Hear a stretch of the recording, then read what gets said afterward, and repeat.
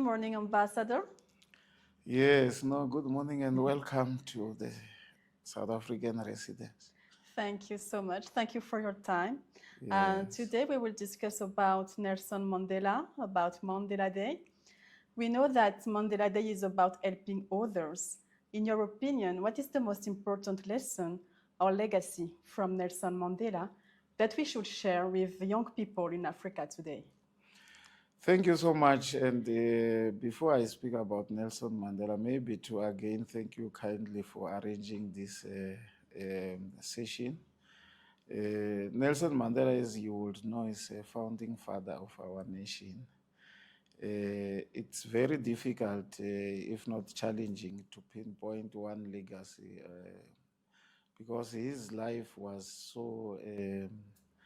Many of us would like to epitomize that, but a man of his stature, it's a mammoth challenge to really pinpoint. But one would say one of his legacies is the reconciliation that he led in South Africa.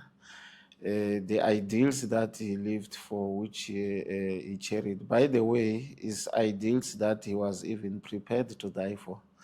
And if you recall, he made such an undertaking when he was facing a possibility to be condemned to death during his trial, which was dubbed a Rivonia trial.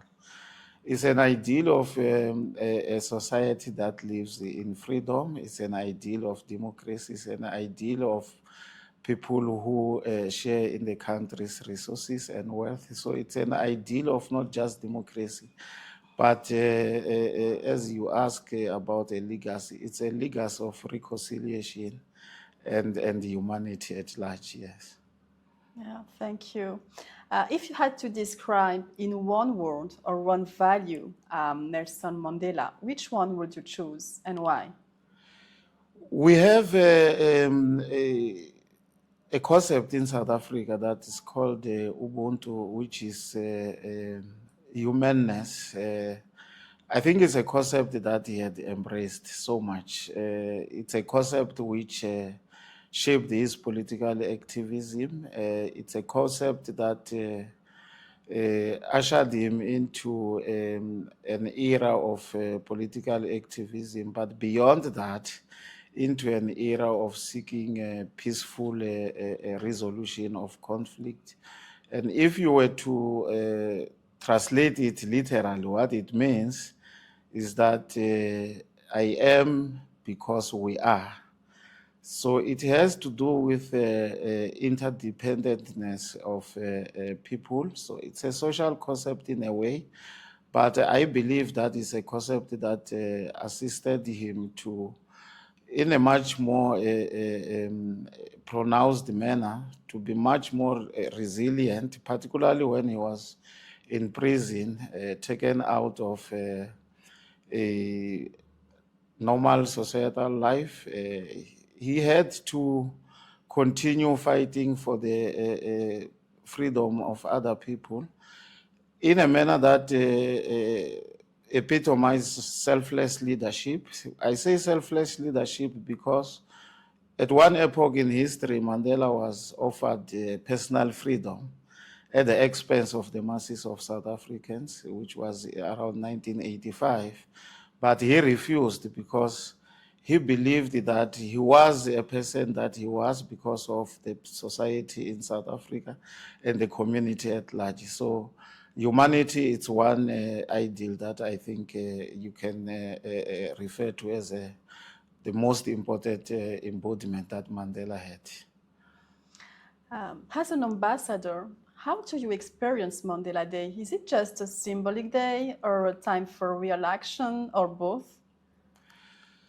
Mandela Day for me, it's not just a time for giving. It's also a time of reflection. It's a time of reflection in the sense that as a representative of South Africa here, I am proud to be standing on the shoulders of such a giant like Nelson Mandela, one of the most decorated, iconic leaders. And one would have to remember that Mandela Day, it's an international Mandela Day as declared by the United Nations in November 2009, to call upon humanity to try and live up to the values that Nelson Mandela embodied. Nelson Mandela embodied values of love, more so to the vulnerable and the weak, and particularly children.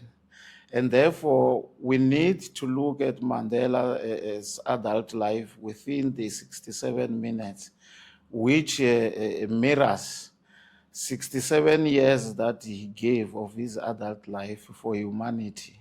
So for me here, it's a very important day. It's not a day just to recognize or a day to record history. It's a day to rally people united as in diversity, which is one of the values that Mandela cherished so much, to help the needy, to recognize the potential that others have and ensure that we build inclusive society.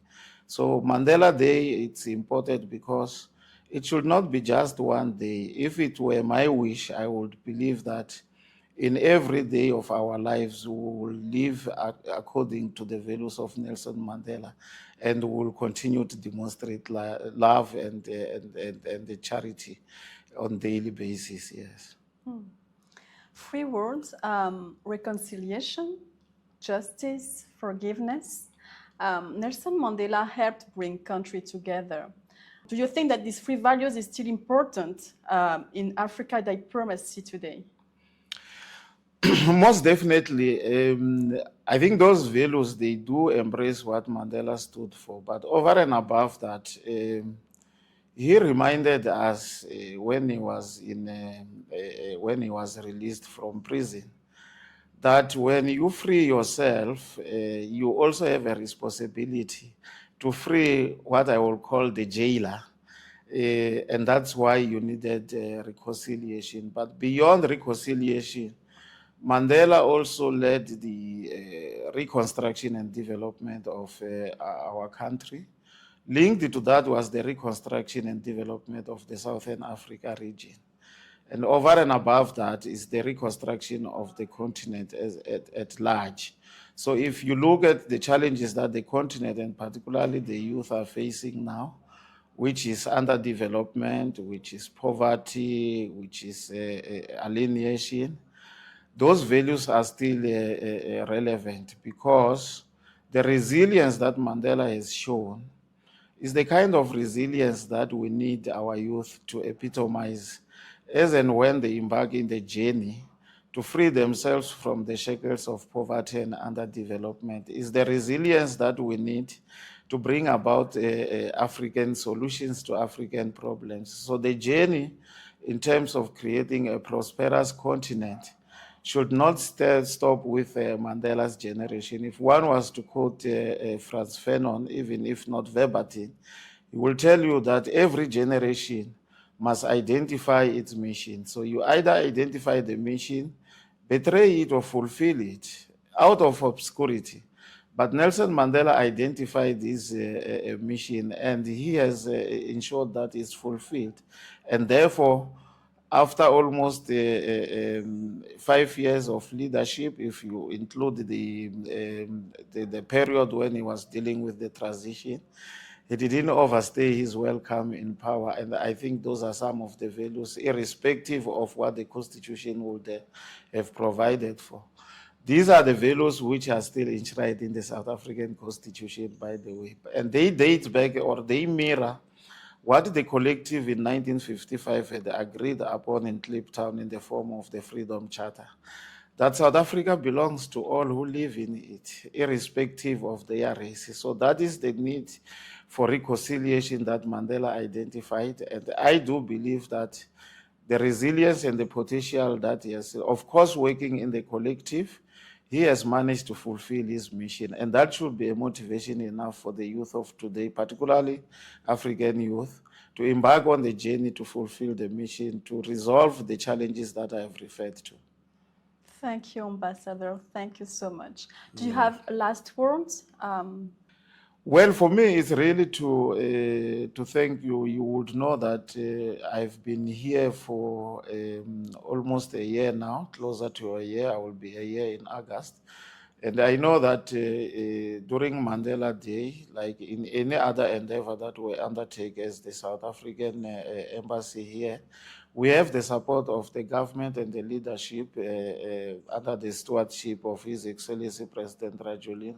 So we really wish to extend our profound and sincere appreciation and to the minister, to all the ministers, I should say, with the Minister of Foreign Affairs, who's my host, Minister Asata, for their unwavering commitment and support to all the work that we have been doing to strengthen and consolidate our political, economic, and social relations. And Mandela Day, it's one of those events that we need to use to ensure that we remain much more closer to one another as people of the African continent, but most importantly, as members of the regional organizations, and ensure that both countries and the people, they leverage on the existing regional value chains. And we wish Madagascar well in the upcoming SADC summit. And as people of the Southern Africa hemisphere, we are grateful that we'll be celebrating 45 years of the Southern African Development Community here in Madagascar. Thank you. Yes.